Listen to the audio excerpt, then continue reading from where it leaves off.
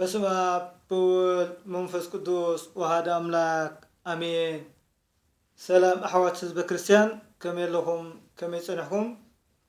ሕራይ ናይ ሕጂ ከም ፍቃድ እግዚአብሔር ሕጂ ቀሪበ ዘለኹ ኣሕዋት ሚክያስ ምዕራፍ 4 ቁጥሪ 5 ኩሎም እቶም ህዝብታት ነፍሲ ወከፎም በብስም ኣምላኾም ክመላለሱ እዮም። ንሕና እውን ንዘለኣለም ብስም እግዚአብሔር ኣምላኽና ክንመላለስ ኢና። ሕራይ ኣሕዋት እዚ ሓይለ ቃል ዝምህረና ዘሎ ኣነ ድኹም ሓወኩም ከም ፍቃድ እግዚአብሔር እንታይ ይብለና ኣሎ? ኩሎም እቶም ህዝብታት ነፍሲ ወከፎም ብስም ኣምላኾም ክመላለሱ እዮም። ህዝብታት ክንብል ከለና ክብለና እንከሎ መፅሓፍ ቅዱስ ኣሕዋት ህዝብታት ሓደ ብዙሓት ሰባት ህዝብታት ይፅውዑ። ህዝብታት ብዙሕ እዩ ትርጉሙ። ብዙሓት ሰባት ህዝብታት ይፅውዑ።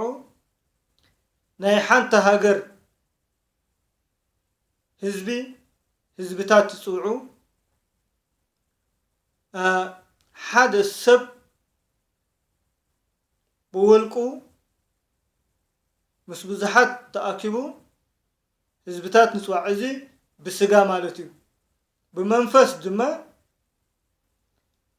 ህዝቢ ክንብል ከለና ኣማኒ ማለት እዩ። ኣህዛብ ድማ ዘይኣመንቲ። ሕራይ ሕጂ እንታይ ይብለና ኣሎ? ኩሎም እቶም ህዝብታት ነፍሲ ወከፎም ካብለና ኣሎ። ሓደ ሰብ ምስ ብዙሓት ብእኩባት እንከለና ብነፍሲ ወከፍና እንገብሮ እነምልኾ ንሱ እንታይ እዩ? ነፍሲ ወከፎም ብስም ኣምላኾም ክመላለሱ እዮም ኢለና ኣሎ። ሕራይ እዚ ብስጋ ክኸውን ከሎ ብመንፈስ ድማ ንሕና ደቂ ሰባት በቲ መድሓኒና እዩ ንሕና ብኡ ኢና ንድሕን ኣምላኽና እዩ ኢሎም ኢልና እንመላለሶ ብኡ ድማ ናይ ነፍሲ ወከፍና ንፈላለ ኢና። ሕራይ ሕጂ ብመንፈስ በመን እናኣምን ኣምላኽና መድሓኒና ንሱ መን እዩ? ሕጂ እቲ ቀንዲ ነጥቢ ዝብለና ዘሎ ምክንያቱ ነፍሲ ወከፎም ኩሎም ህዝብታት ብስም ኣምላኾም ኢሉ መጀመርያ ፈልይዎ ኣሎ። ዳሓርካ እንታይ ኢሎ? ንሕና እውን ንዘለኣለም ብስም እግዚአብሔር ኣምላኽና ክንመላለስ ኢና። ንሕና ድማ እቶም ኣመንቲ ንዘለኣለም ብስም እግዚአብሔር ኣምላኽና ክንመላለስ ኢና። እቶም ብዙሓት ህዝብታት በብናቶም ኣምልኾ ዝመላለስሉ ኣለው።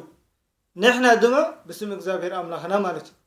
ሕራይ እግዚአብሔር ኣምላኽ ኢየሱስ ክርስቶስ ምዃኑ ኣሚንና ዝተጠመቕና ንሕና ኦርቶዶክስ ተዋህዶ ክርስቲያን ካብቶም ካልኦት ዘምልኾ ካልኦት ህዝብታት ኣህዛብ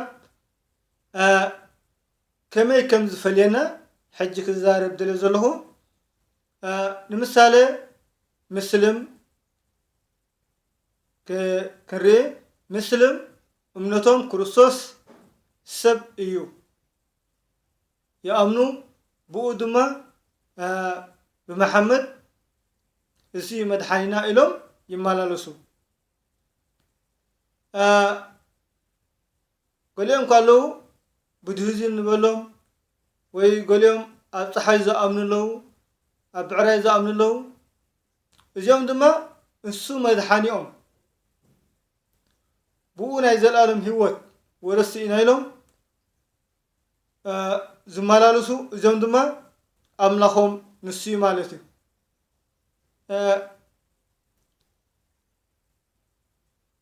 ካቶሊክ ጋኔ ካቤ ክርስትና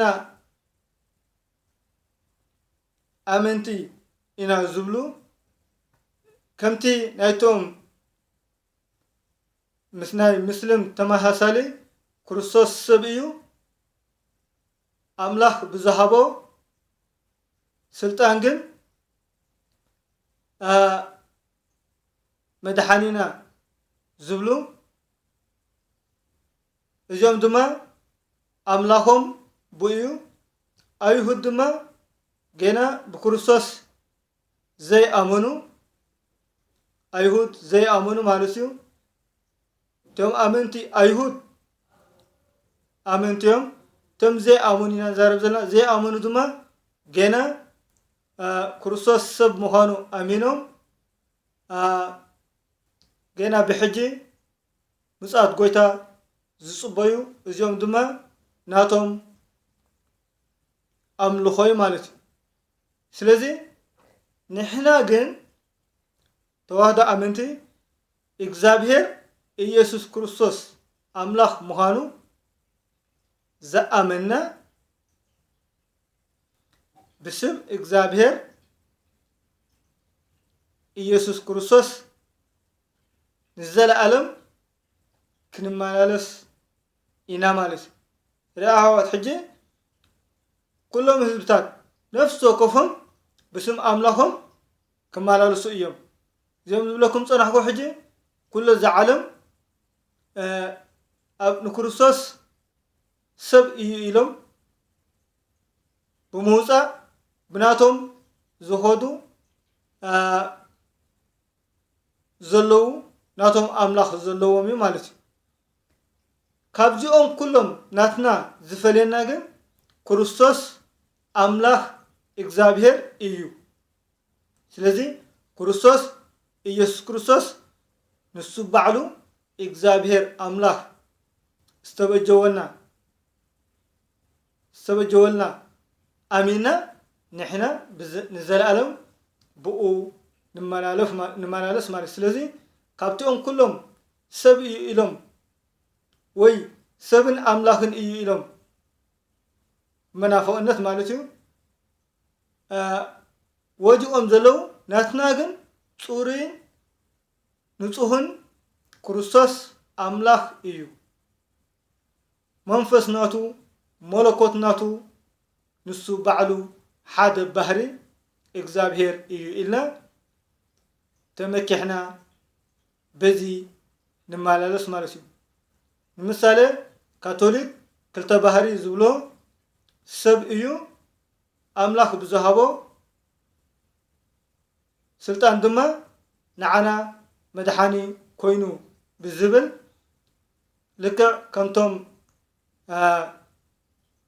አህዛብ ዘይአመንቲ ሰም ድማ ብመናፈቅነት ብናቶም አምልኾ ይኸዱለዉ ማለት እዩ ስለዚ መለኮት ናቱ ይኮነን መንፈስ ናቱ ይኮነን ኢሎም በቲ ጎደሎ ስሉስ ቅዱስ ምዃኑ ብዘይ ምእማኖም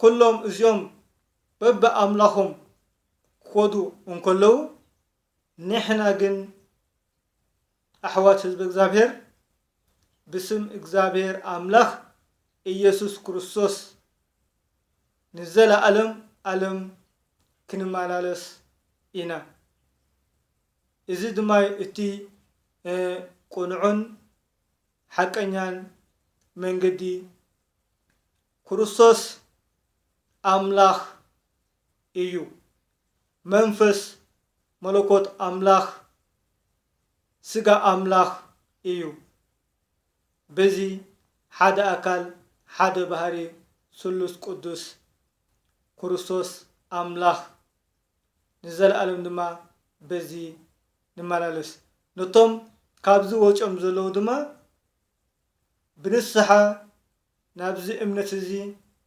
ክርስቶስ አምላክ እዩ አዳም ሰብ እዩ በዚ አሚና ኣብቲ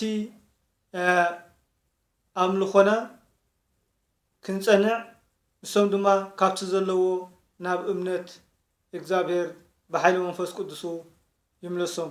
ስብሐት ለእግዚአብሔር ወላዲቱ ድንግል ወለመስቀሉ ክቡር ይትአኮቱ ሰባህ ስሙ እግዚአብሔር ወትሮ በኩሉ ጊዜ ወበኩሉ ሰዓት አሜን።